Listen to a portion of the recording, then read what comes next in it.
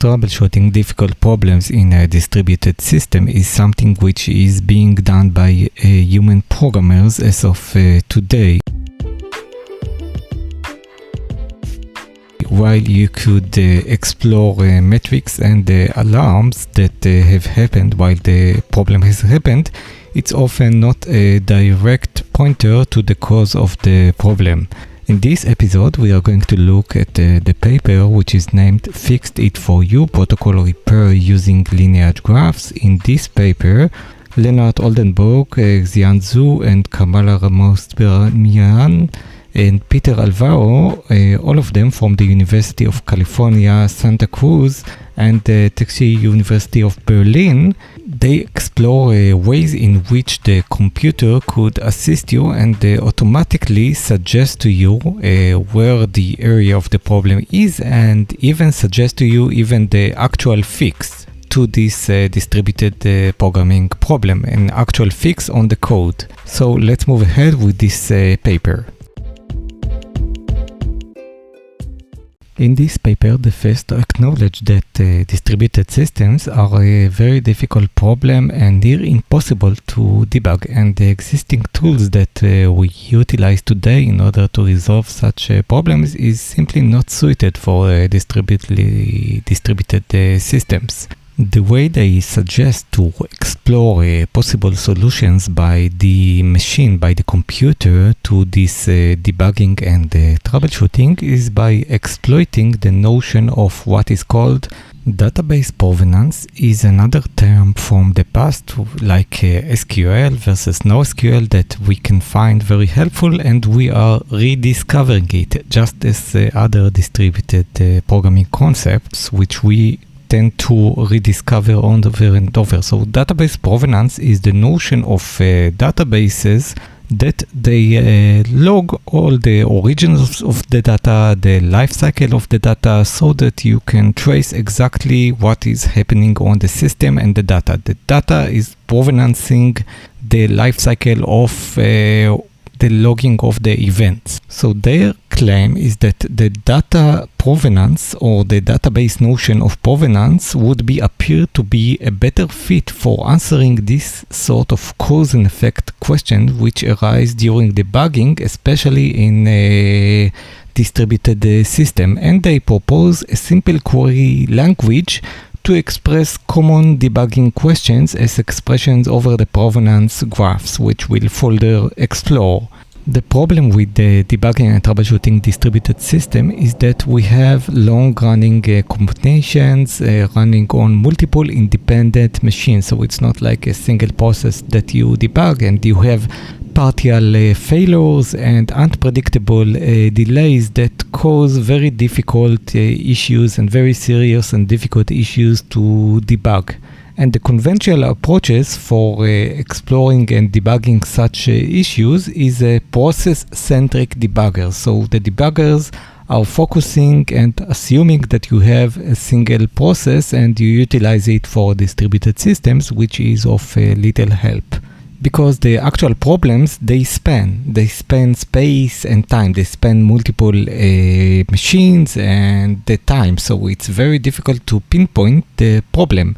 And once again, the databases do have this notion of space and time. They already span multiple nodes, and the databases also have the notion, as we said, of data provenance. And so in this paper, they say that they dust off an old database ID, the database provenance. And so they take this idea of database provenance and they use it as the basis for their method of troubleshooting, and they further develop it into a differential provenance, which we'll discuss. They mention also in the paper that especially they are of interest of the very difficult to find error of commissions. So you have error of commissions and error of omissions. An error of commission is an error that you have explicitly committed to the code. It exists in the code, but An error of omission is much more difficult because this is an error where you didn't develop the protocol well enough yet. So let's say you didn't introduce a retry where you needed to introduce a retry. So you simply didn't write that code. And their claim is that they are able to pinpoint and actually point you to the place where this omission is missing in order to fix the bug, which is pretty mind-blowing. Like they know which piece of code you didn't write. Actually, with all these bombastic terms like error of omission and database provenance, it's a pretty simple idea. The idea in the paper is pretty simple. They check in the paper what do all successful runs have in common, and they build a graph. So you have the executions of your application, and you report the execution into a single graph, like a single graph which represents the execution points and the data that transfers, and you build a graph from it. And then you ask the question, and they formalize it in a program of what do all successful runs have in common. In addition, they built a query language in order to constrain the program. So just like you write a test, then tests are like constraints on your program where you say, I know that if A happens, then B needs to be happen, so assert B. You start with creating the state A, and then you try to assert state B.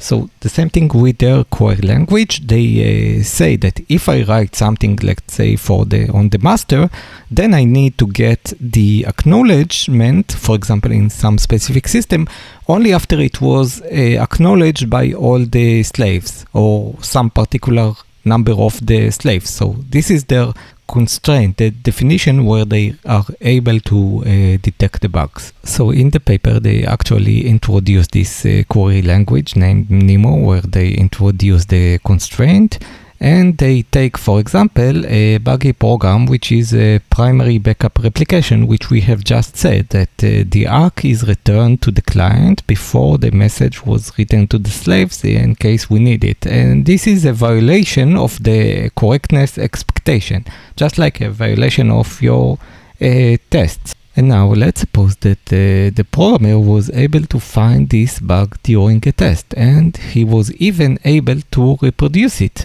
The problem is now how to find the root cause, how to find the exact line of code or the origin of this problem. You see a problem, okay? You see that you don't get the right data back when you ask the database, but how do you know what exactly happened, what caused it? So you start with the laborious work of going through the metrics, going through the alerts, and grabbing the logs from all the nodes, or attaching legacy debuggers to each node, which would not help you because those are process-centric troubleshooting tools, and the error that you have had happened across space and time. So now what they do, the method they do, is because they utilize the database provenance, they wrote the events of what happened at each node and what was the source of the data. They actually take the difference between successful and failed provenance graphs. Imagine that you are drawing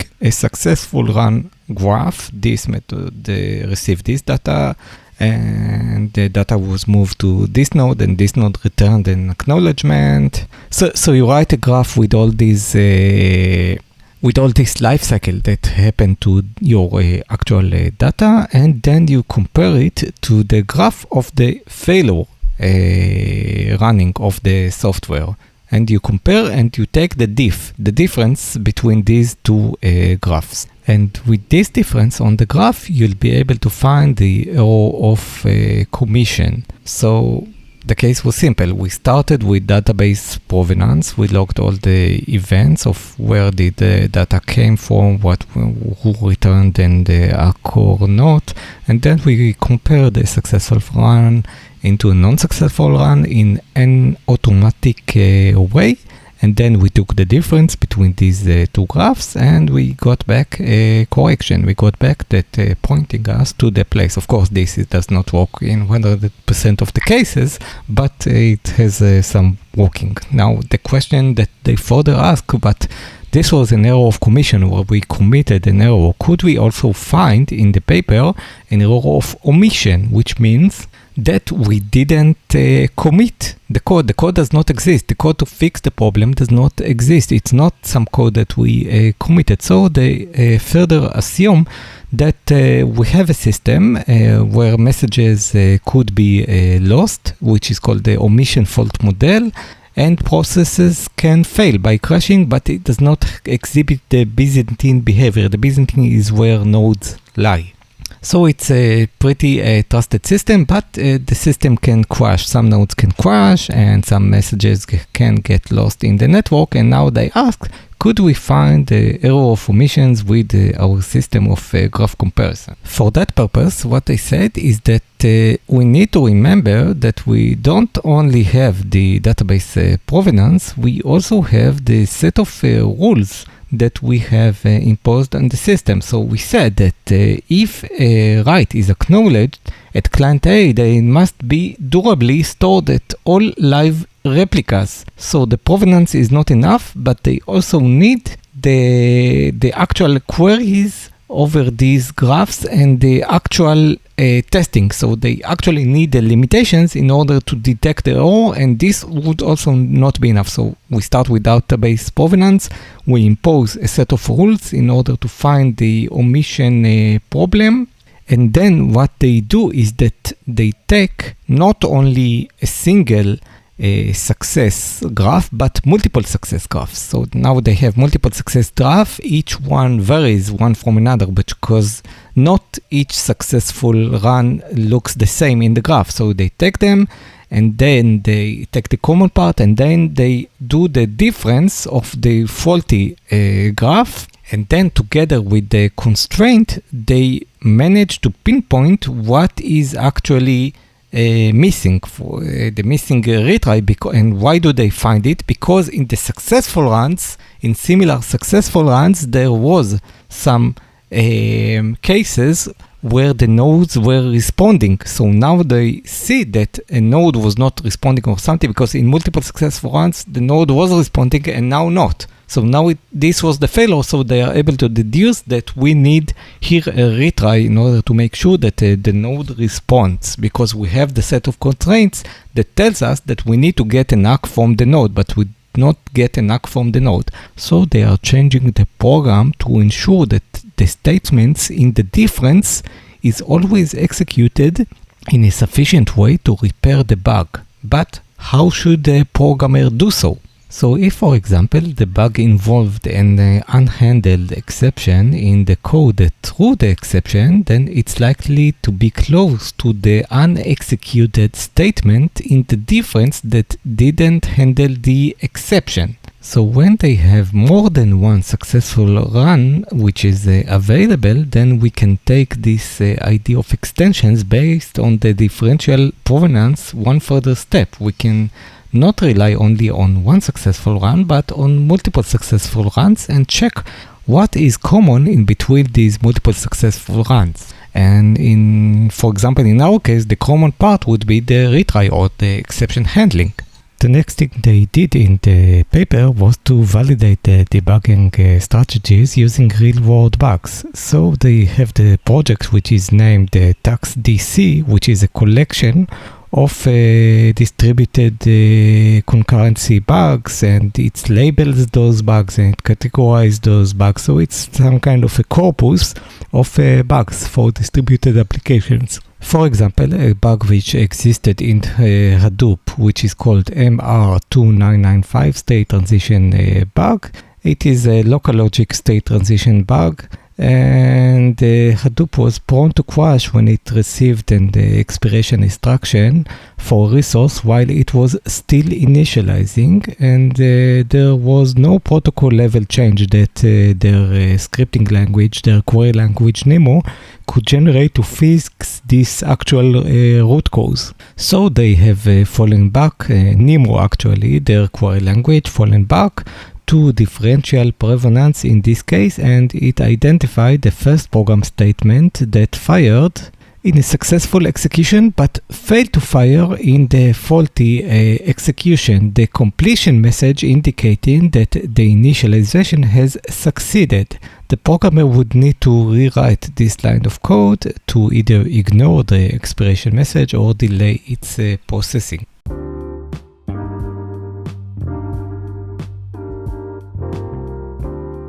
In conclusion, the paper fixed it for you protocol repair using lineage graphs by the University of California and the University of Berlin.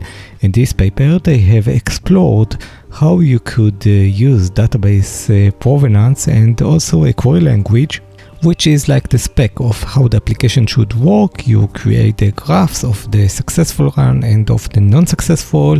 You compare the point that failed during the query language where you impose the restrictions, and then you take the difference in between the successful and the non-successful, and you are able to detect both commission problems, which is an error that you have actually committed to code, and omission problems, which is like a retry that you failed to commit to code, or a verification that all the slave nodes has received the message. This is a very interesting paper for a future work which would help programmers in distributed machines problem solving.